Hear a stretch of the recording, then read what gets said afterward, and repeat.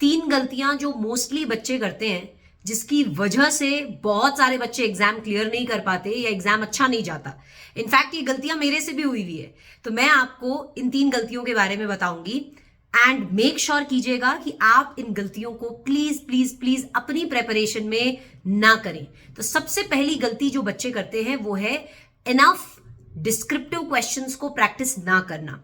देखो, I am sure सबके पास समय कम है। देखो, सिलेबस बहुत ज्यादा होता है, पढ़ने के लिए रिवाइज करने के लिए समय बहुत कम होता है। तो बार बार हम क्या करते हैं, कंटेंट रिवाइज करते रहते हैं। थ्योरी सब्जेक्ट्स में बार बार हम चैप्टर्स को रिवाइज करते रहते हैं, लेकिन बच्चे क्या करते हैं, उस चैप्टर्स के ऊपर बेस्ड क्वेश्चंस की प्रैक्टिस कम करते हैं या करते ही नहीं है।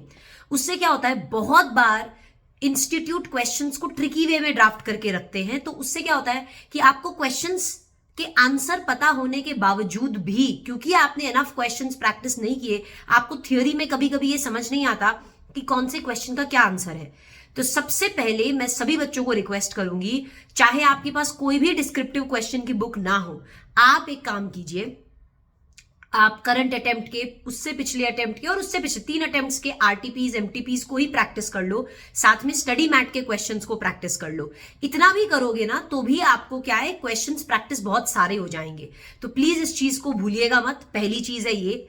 दूसरी सबसे बड़ी गलती जो बच्चे करते हैं वो ये करते हैं कि इसी क्वेश्चंस के ऊपर बेस्ड गलती है ये, कि ना ये सोचते हैं कि अभी चैप्टर रिवाइज कर लेते हैं, बाद में प्रैक्टिस करेंगे, अभी टाइम कम है ना, तो अभी चैप्टर रिवाइज कर लेते हैं, क्वेश्चन की प्रैक्टिस बाद में करेंगे। पता है, बाद में करते करते आपके एग्जाम्स आ जाते हैं और आपकी क्वेश्चंस की प्रैक्टिस होती नहीं है। तो ये दूसरी मिस्टेक है कि क्वेश्चंस की practice as soon as you revise a chapter, एक चैप्टर जब आप रिवाइज करते हो उसके साथ ही आप क्वेश्चंस की प्रैक्टिस भी करो साइमल्टेनियसली।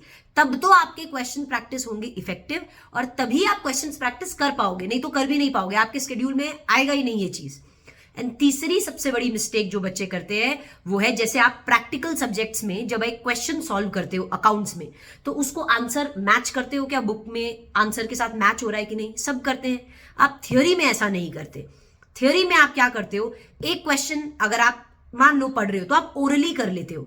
अब देखो, इतना टाइम तो है नहीं कि एक एक क्वेश्चन को लिख के किया जाए, पर कम से कम ट्राई करो कि एक क्वेश्चन को लिख के करो। और जब आप एक क्वेश्चन को लिखो तो उसको उस इंस्टीट्यूट के आंसर्स के साथ मैच करके देखो, ताकि पता चले where are you going wrong या क्या इंप्रूवमेंट्स हो सकते हैं।